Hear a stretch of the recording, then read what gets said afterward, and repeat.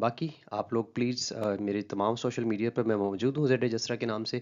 आप वहाँ पे मुझे फॉलो भी कर सकते हैं। तो आगे बढ़ते हैं और सिलेबल स्ट्रक्चर को समझने की कोशिश करते हैं। What exactly is syllable? A segment of speech, यानी जो कुछ भी हम बोलते हैं उसका एक छोटा सा हिस्सा है। और इसमें जो सबसे अहम बात है वो ये है कि इसके अंदर एक वाउल साउंड मौजूद होता है। यानी आप कोई भी वर्ड बोलते हैं तो हो सकता है कि कोई ऐसा वर्ड भी आप बोलें कि जिसके अंदर कॉन्सोनेंट्स मौजूद ही ना हो सिरे से, लेकिन वाउल का होना सिलेबल के लिए बहुत ज़रूरी है। तो कोई एक वर्ड होगा तो डेफिनेटली उसमें सिलेबल भी होगा, क्योंकि सिलेबल से ही तो वर्ड बनता है ना। तो एक बात ज़हन में रख लें कि सिलेबल की जो सबसे आसान जो पहचान है वो ये है। अगर आपको फॉर एग्जांपल अगर आप डिक्शनरी से देख रहे हैं तो देखते हुए जो फोनेटिक ट्रांसक्रिप्शन में अगर आपको जितने वावल साउंड वहाँ पे आपको ट्रांसक्रिप्शन में नज़र आएंगे, किसी डिक्शनरी में अगर आप ट्रांसक्रिप्शन को देख रहे हैं तो इसका मतलब ये होगा कि उसके अंदर इतने ही सिलेबल्स हैं, क्योंकि हर सिलेबल में एक वाउल साउंड होता है। ना एक से ज़्यादा होता है ना एक से कम होता है। एक ही वाउल साउंड होता है जो कि लाजमी है सिलेबल के साथ। बाकी ये है कि इसके अंदर जैसा कि लिखा हुआ है विद और विदाउट वन और मोर अकम्पनिंग कॉन्सोनेंट्स, तो मुमकिन है कि एक या एक से ज़ायद कॉन्सोनेंट्स हो सकते हैं या नहीं भी हो सकते। यानी कि इसका ये मतलब हुआ कि वाउल के लिए to be called as a vowel it's not important कि उसके अंदर एक कॉन्सोनेंट साउंड हो। मैं आपको एक मिसाल देता हूँ छोटी सी। एक वर्ड है आई जिसका मतलब होता है मैं, फॉर एग्जांपल, ठीक है। तो इस आई के अंदर आपको एक सिर्फ वन वाउल साउंड जिसको हम आई डिफथोंग है हमारा, तो ये भी एक सिलेबल मोनोसिलेबिक एक वर्ड है, ठीक है। तो ये इसको हम सिलेबल कहते हैं, हालांकि इसके अंदर कोई कॉन्सोनेंट मौजूद नहीं है। इसके अलावा खैर जो हमारे डिफरेंट वर्ड्स होते हैं टू सिलेबिक या थ्री सिलेबिक, उसके अंदर आपको बहुत सारे ऐसे वाउल्स मिलेंगे उन टू सिलेबिक या थ्री सिलेबिक के अंदर में से ही, कि जो सिर्फ वाउल होगा एक सिलेबल पर, उसके अंदर ना कॉन्सोनेंट होगा और ना उसके शुरू में ना उसके बाद में कोई कॉन्सोनेंट होगा। तो उम्मीद है कि यहाँ तक आप लोगों ने इस बात को समझ लिया होगा कि सिलेबल बेसिकली होता क्या है, लेकिन अभी आपकी अंडरस्टैंडिंग साफ ज़ाहिर है कि कंप्लीट नहीं होगी, तो हम इसको फर्दर एग्जांपल्स के जरिए समझने की कोशिश करते हैं।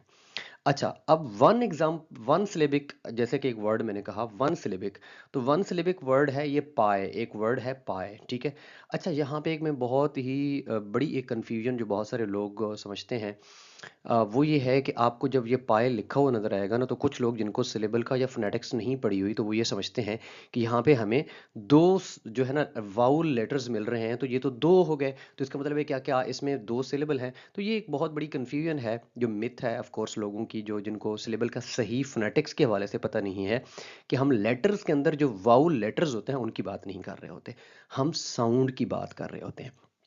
तो ये जो आपको नज़र आ रहा है रेड में लिखा हुआ, जो कि पाए लिखा हुआ नज़र आ रहा है, जिसमें पहला साउंड जो है वो कॉन्सोनेंट है फा साउंड, और उसके बाद जो दूसरा साउंड है वो आए एक ही साउंड है। यानी कि दिखने में आपको दो भले सिलेबल नज़र आ रहे हो, लेकिन ये एक आए डिफ सॉन्ग है। और मैं यहाँ पे ये ज़रूर कहूँगा कि अगर आप लोगों ने यहाँ पे आपको ये फोनेटिक ट्रांसक्रिप्शन का या साउंड्स का बिल्कुल भी नहीं इल्म, तो मैं यहाँ पे वीडियो लगा दूंगा।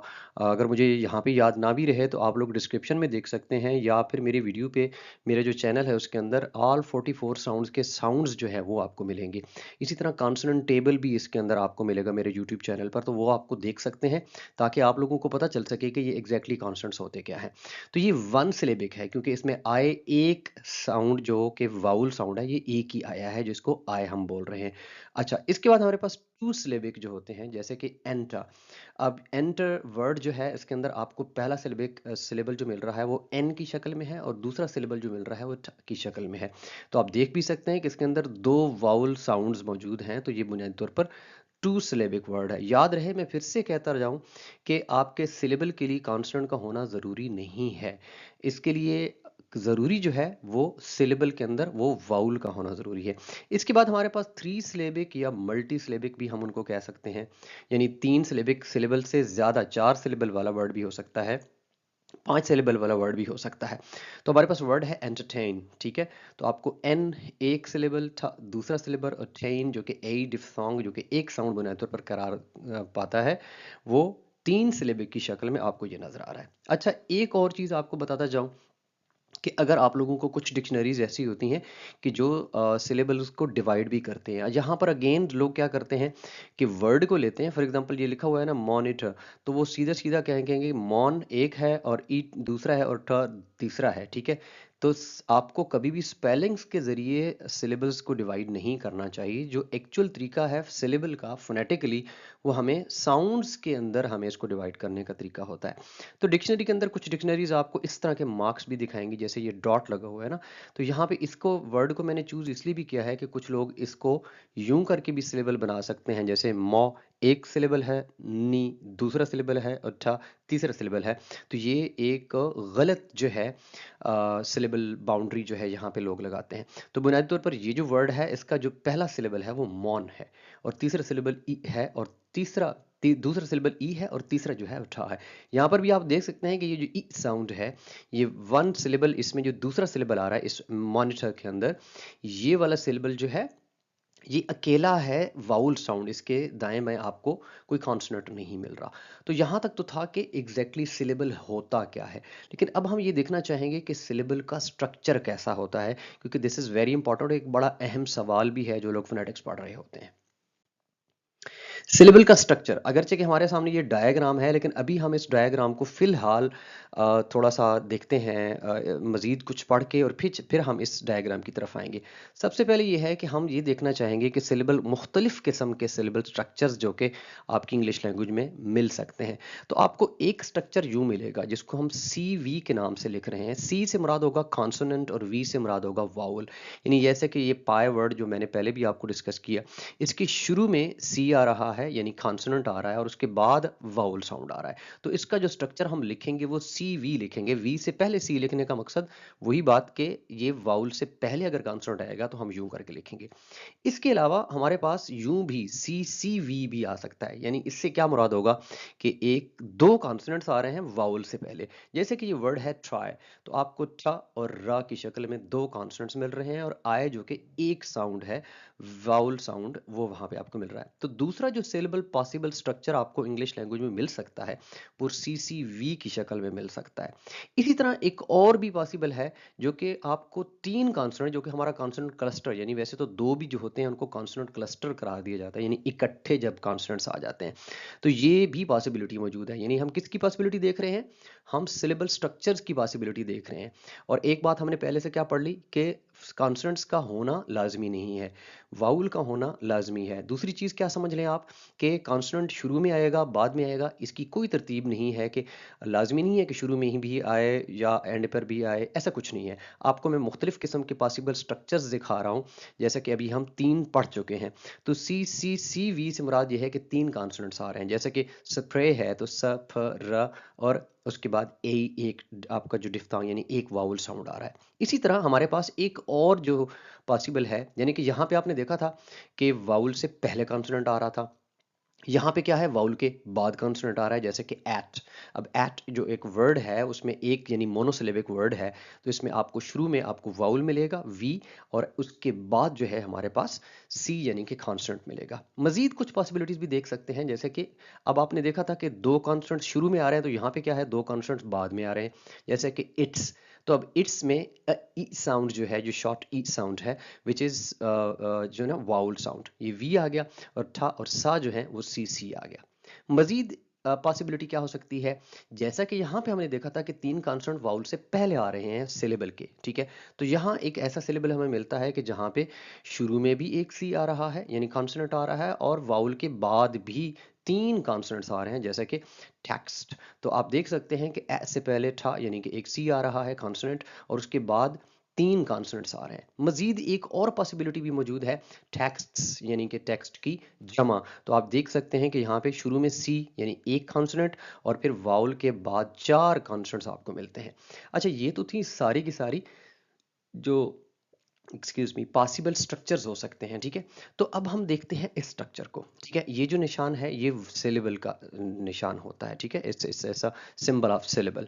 तो इसके हम बुनियादी तौर पर तो अगर देखा जाए तो ये तीन हिस्से यकीनन बहुत सारी यूनिवर्सिटीज़ में टीचर्स पढ़ाते हैं, यानी ऑनसेट और न्यूक्लियस और कोडा। तो अगर इसको हम पहले दो हिस्सों में तकसीम करें और फर्दर हम इसको दो हिस्सों में तकसीम करें तो ऑनसेट और राइम कहेंगे, और राइम में फिर न्यूक्लियस और कोडा होता है, ठीक है। तो इसको हम समझते हैं। ऑनसेट वो वाला कॉन्सोनेंट होता है, याद रखिएगा, कि जो न्यूक्लियस से पहले आता है। न्यूक्लियस से मुराद क्या होगा? न्यूक्लियस होगा वाउल साउंड। न्यूक्लियस नाम से भी ज़ाहिर हो रहा है, यानी कोई भी जो सिलेबल स्ट्रक्चर है, कोई भी जो सिलेबल है, उसका जो न्यूक्लियस होता है ना, वो वाउल होता है, यानी उसका जो सबसे अहम पार्ट है दैट इज वाउल। तो इसीलिए इसको हम न्यूक्लियस का नाम देते हैं। जो कि हम साइंस में, बायोलॉजी में सेल्स पढ़ते हैं, तो सेल्स का एक न्यूक्लियस होता है, तो वो बुनियादी तौर पर सबसे अहम चीज़ होती है। तो यहाँ पे हम सिलेबल का न्यूक्लियस वाउल साउंड होता है।